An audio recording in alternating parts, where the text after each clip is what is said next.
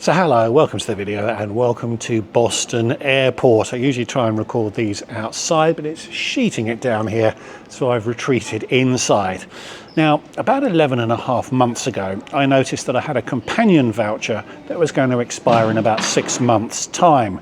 Now, a companion voucher is a terrible thing to waste, so I leapt into action and tried to find an interesting way of using it to make some content for the channel. And quite quickly I found some quite interesting redemptions that really showed the power of that companion voucher. So I booked Dublin to Boston on Aer Lingus and then Boston to Madrid on Iberia, both of them on narrow-body A321s.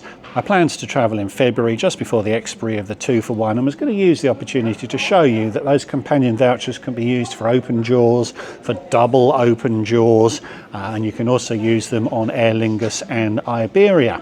So between booking this in August time and travel in February, I found an even better way to come back across the Atlantic, and that was on a cruise ship. That content will make it onto my channel one day, I promise, which left me with an orphaned return flight on Iberia. Now, you have to take the first leg of a companion voucher before it expires, which I successfully did back in February, but you have up until a year from the date of booking to use the return leg. So as I booked this last August, I had until this August to use that return leg, and I looked and I could only find one date on which the exact same redemption on Iberia was available between Boston and Madrid. I could have changed the origin or the destination. I could have flown from JFK back to London, but I really wanted to experience that Iberia product. So when I saw that there was only one date available within the booking window, I took it, and that is today, July the 27th. So I built an entire trip around being here to be able to take that trip back, and in a couple of hours I will be boarding Iberia's newest narrow-body equipment, the XLR version of the A321, in their very new cabin, which is quite different from how a lot of other airlines have chosen to equip A321s, and I'll be flying for about 7 hours across to Madrid. So if you'd like to see what the check-in and security process has already been like and what the rest of the experience is going to be like, stick around. Hi, I'm Matt and this is Matt's Planet. I aim to entertain, educate and inspire with my travel adventures from planning to execution.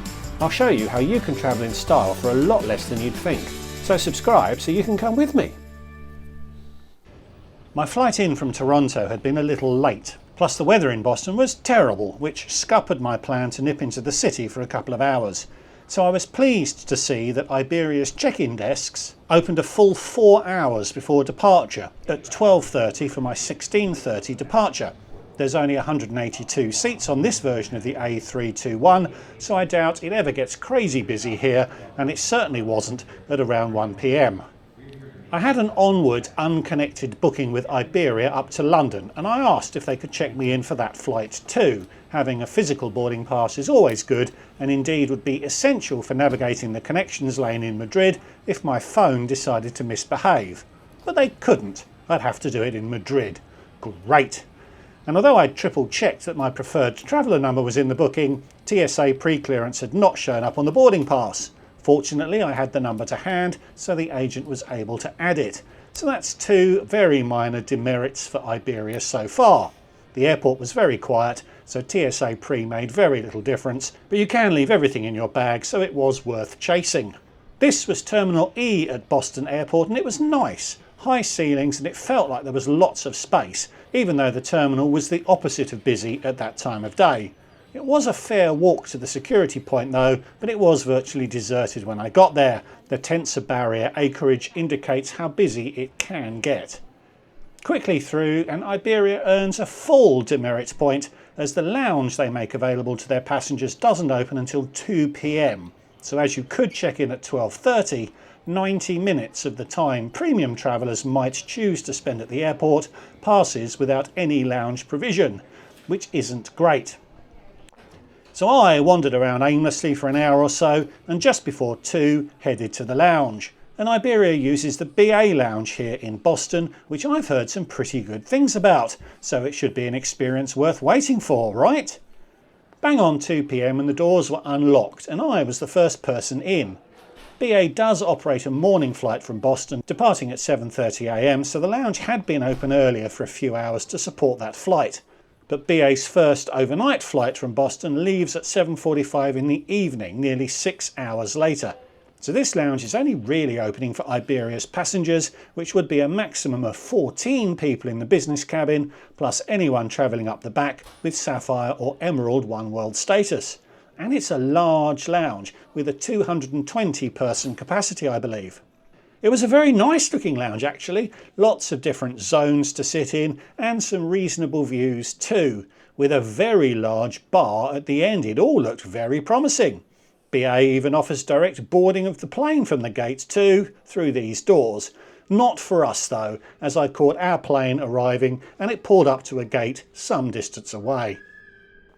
But back to the lounge, and you loop back around towards the central focal point. Just behind this wall is the Concorde's dining area, where BA will feed its first class and gold guest list passengers from a premium menu. But that's not an option for us lowly Iberia types, so the area was blocked off. There's a central eating area here with a buffet over there. The full range was not yet out when I arrived. It really is a good looking lounge, but remember our Iberia flight was scheduled to depart at 4:30, which means we would all need to be clear of the lounge well before 4. So each table, and indeed in some places each seat, had a QR code promising exciting food options. But if you scanned that QR code, you learned that nothing was available before 4 PM, when we would all be gone. And remember that bar? Well, that didn't open until 4 PM either, after we would all be gone. So us lowly Iberia customers were limited to the buffet and to a selection of just beers and wines. No spirits were available to us. I actually questioned this with one of the staff, who said that this was the arrangement Iberia had agreed with BA, so it was the offering that BA provided. I have to say, I was a bit shocked. Now, to be fair, I thought the buffet was actually really good, although it didn't take up all of the buffet space available, so again, I think we received a cut down offering. And the wine was Spanish and it was really good too. But I was starting to feel like a second class customer for having chosen Iberia's narrow body plane.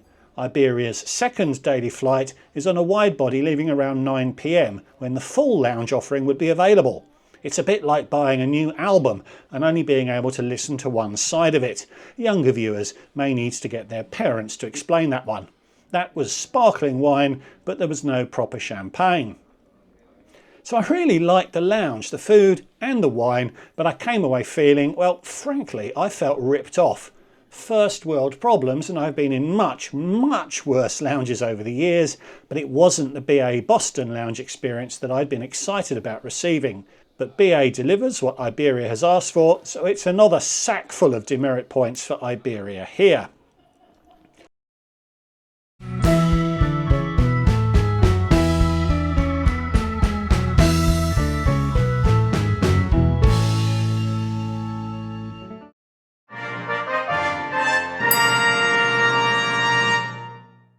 Off to the gate, and for the umpteenth time running, I was pretty much able to walk straight onto the plane, which was a 4-month-old Airbus A321 XLR extra long range, a variant designed to deliver a flight range of up to 4,700 nautical miles, which is as much as 25% further than any Boeing 737 can manage, and would allow non-stop flights between London and Miami or Delhi. That's a long way for a single aisle aircraft to fly, and it's a really long way for a passenger to endure. Before I board, let me show you the seat map, courtesy of my friends at aeroloper.com. Instead of nesting seats in a 2-1-2 forward-facing layout that most operators of this equipment favour, the layout that creates the famous throne seat which I'd enjoyed on Aer Lingus, Iberia has slanted their seats aggressively towards the aisle to create a 1-1 layout. A bold decision, but is it any good? So on, and it's a really hard right turn into seat 1A, a really hard turn actually, I almost missed it. Then it's quite a tight squeeze through the opening into the seat area. That jolt was me smashing my head on the overhead bins as I entered. Let's run that again and freeze it. You can see the sharp angle the seats are slanted at to fill in the width of the plane with just a 1-1 layout. You can also see that row 1 has some extra space to the side of you. Row 1 is definitely the row to go for, and I was readily able to reserve this seat without paying any extra when I booked. It's a standard looking business class seat, obscured a little by the bedding kit. Subtle colours, I think you'd say. Here's the view from the seat, and you can see some compromises from this layout.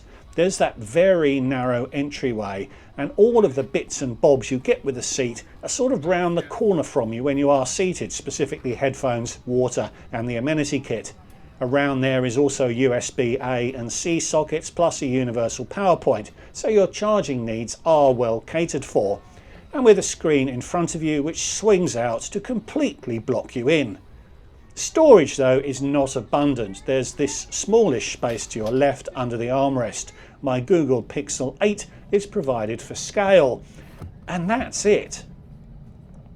Here's a better view of that bonus space. It's really nice to have and gives row 1 occupants a bonus window.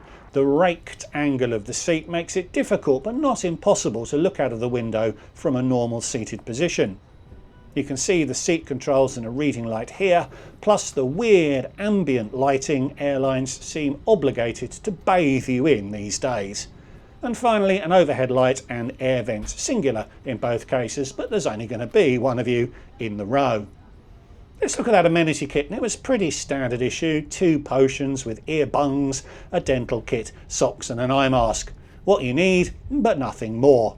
Filmed on that large bonus space you get in row 1. The entertainment system looked good, a fairly responsive touchscreen with a wide range of movie options, and for the first time on a plane I was able to pair my Bluetooth earbuds to the entertainment system. Only the 3rd flight I'd taken travelling with Bluetooth earbuds, but a landmark moment nevertheless. Which meant I didn't try the provided headphones, which looked like, well, headphones basically. We pushed back just a minute or 2 late. No pre-departure beverages were offered, which seems to be standard on narrow bodies. Everyone boards through the business cabin, which makes it difficult for the crew to go back and forth to the galley while this is in progress. So difficult that no airline seems to even try to offer a beverage. The safety video played 50% safety information and 50% Spanish ambience. The problem being that the screens had to remain locked in position, so you couldn't really see it from the seat. Then the 3-point safety belt was deployed. I can understand the need for the extra anchor point here, as there was quite some distance between my head and the bulkhead in front of me. And up! There's quite a lot to see on departure from Boston, so it's a fun airport to fly out of. It's a good seat. We'll test it flat later, but for a narrow-body aircraft, this is probably the best business class seat I've experienced. Compromises are made. It's a little on the narrow side, particularly aft of row 1, where you'll have walls on both sides of you. There's the bare minimum of storage at the seat, and you might want to wear a crash helmet to get in and out of it. But it sort of works and offers significant privacy. One other point on storage is that there's no space for bags or that bedding kit at the seat, so it was a bit of a battle to get everything in the overhead bins for takeoff. Time to play with the seat, and you can see here that that's not really a foot cubby. Your feet go under the screen housing rather than under the passenger in front of you. It's a lot more open than many you'll experience. And the seat is narrower than some, but it was wide enough at the shoulder for me when flat, and I'm a fairly big unit. You get a bit of bonus width from that storage space to the side of you. The footwell does taper to a point though, and wasn't quite long enough for me as a 6'4" human. It was perhaps 3 or even 4 inches shy of what I needed. For shorter humans, the width and height of that foot space is actually really good for a business class seat. And as I go back upright, this is possibly the best shot I got that illustrates the privacy offered by the seat. I'm leaning forwards here and can only just see my neighbour's feet. I also peeked behind the seat. The plane was only 4 months old when I flew it, and it'll be interesting to see how this area looks in 10 years' time. So I got into a comfortable position and waited for the service to start. Here's the menu. 2 starters and 3 mains, including a veggie option. For a 14-seat cabin, I think that's okay, but the asterisks on the drinks section give something away. There's a limited drink selection on this A321, which means 5 spirits and 1 liqueur, which isn't a lot. The asterisks suggest this menu is also offered on Iberia's widebodies, where there'll only be 8 spirits and 2 liqueurs offered there, which actually still isn't a lot. Plus the same 2 starters and 3 mains. So not only does Iberia penalise you for travelling on this smaller plane by offering a reduced selection, they're too cheap to print menus specific to this equipment, which hides this fact from you. I have lost count of the demerit points. A quick trip to the loo before the service. This is an A321, so the space allocated to them is nothing to shout about. Equipped with the sort of lighting you see in public toilets, where the authorities don't want druggies being able to find their veins. The table swings out from the side unit and we started with a hot towel. Note, I'd still not been offered a drink at this point. We started with an unadvertised meat and cheese plate, which was superb, and I finally got my laughing gear around a beverage, a gin and tonic to be precise. I wasn't especially bothered to have waited so long to be refreshed, but I do need to report that this arrived about 30 minutes after wheels up. I went for the poached prawns to start, and my main course choice of halibut was delivered at the same time. It's tempting to issue another demerit point here, but I'll forgive Iberia, as the timing of this flight meant they wanted to get through service as quickly as possible so people could go to sleep if they wanted. I also selected the Rioja wine when in Spain and all that, or perhaps when on a Spanish airline, and the wine was absolutely delicious. Cheers. The prawns were good but not life-changing, and the fish looked buttery, but that was a white wine and dill sauce. Unfortunately though, it was all a bit dry, and the density of that Thai rice made it quite difficult to eat. Not a great meal, although, as I have to assume it was the same menu offered on widebodies, I don't think you can blame the shortcomings on the limited galley space available on this narrowbody. The cheese course was good, although the Spanish seemed to prefer to consume it with bread rather than crackers. A healthy serve though, and the meal filled me up, even if it disappointed somewhat.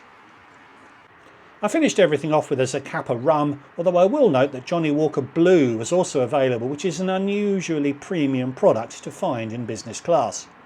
Then it was lights off and everybody went to sleep, despite it being barely 7 PM in the US. People do seem to follow the patterns the airlines set for them when flying. And the seatbelt light went on and stayed on for pretty much all of the next 4 hours, despite it not being particularly bumpy. I wasn't even remotely sleepy, so I cracked open the bedding, which I had to get out of my seats to retrieve from the overhead bins, with the crew barking at me to get back to my seat because the light was still on. And I passed the next few hours watching some stuff on my tablet before getting perhaps an hour's nap. Now, a cynic might say that leaving the seatbelt sign on for so long is a great way of giving the crew the second half of the flight off, which probably makes me a cynic. It really was not bumpy at all, but the light stayed on constantly for a very long time, allowing the crew to stay resolutely in their seats in the galley for the duration. I was dozing towards the end of the flight, so I can't be 100% certain, but I think the crew just skipped the pre-landing meal.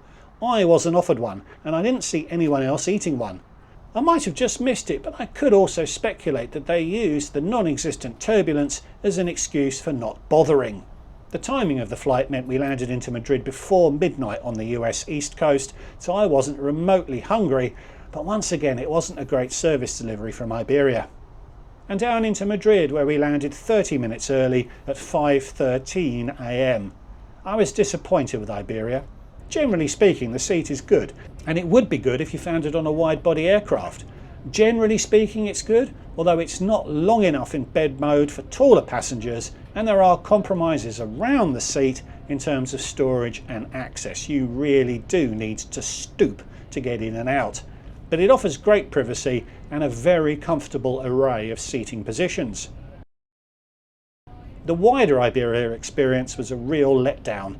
The ground experience was incomplete and well below what you should expect. Indeed, it's well below what you'd receive if you took Iberia's later flight.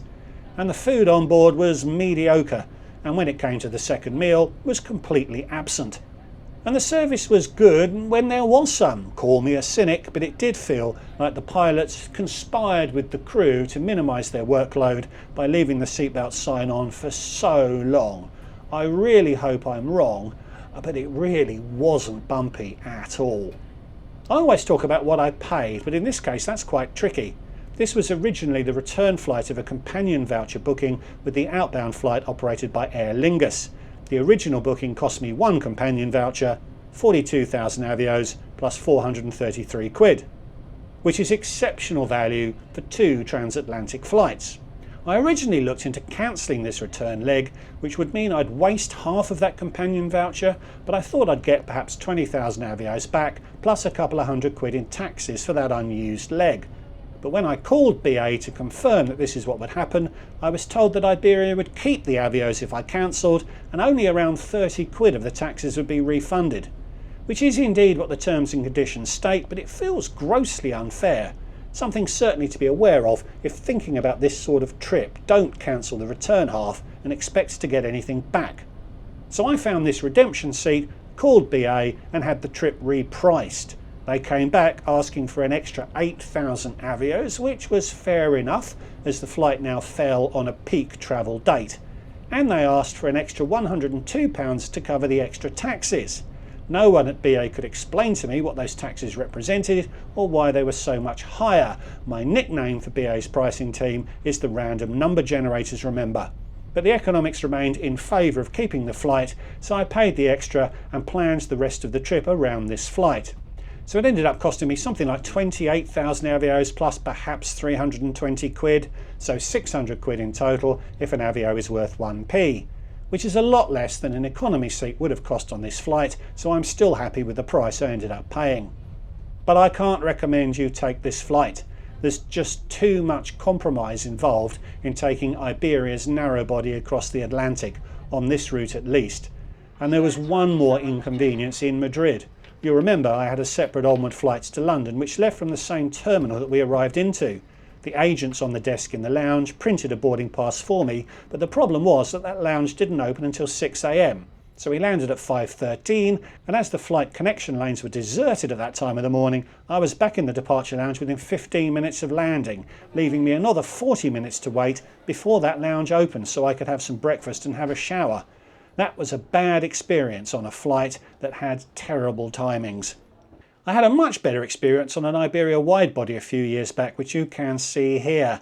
So thanks for watching. I hope you enjoyed it. Please give the video a like if you did and leave me a comment. Am I being too harsh? Could you keep track of the demerit points? Please subscribe if you're new, and if you'd like to support what I'm doing more directly, there is a Patreon account, the link to which is below. So thanks again for watching. I'll see you all in the next one. Goodbye.